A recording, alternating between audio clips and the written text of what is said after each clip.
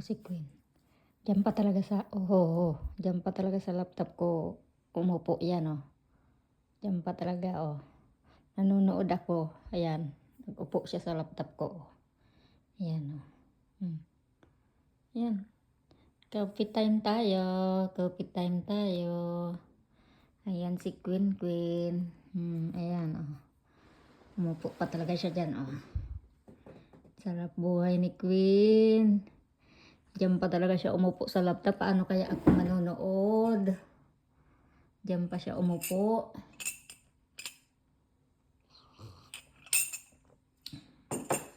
Sa laptop ko pa talaga.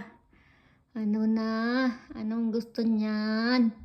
Hindi ka nasasama sa Sunday sa park kasi makulit ka.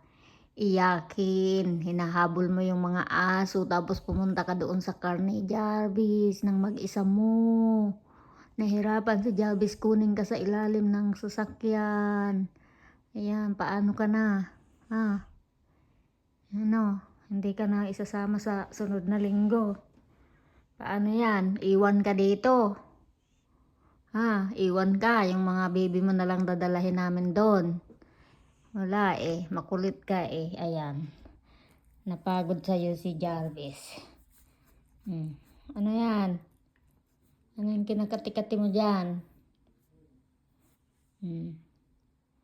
No, nakarinig ka na naman ng tao. Ha? Laki na naman ang boobs mo. Ha? Buntis ka na naman? Ha? Buntis ka na naman, Queen?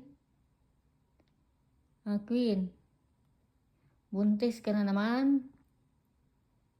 Ha? Susundan na agad yung mga anak mo, ah.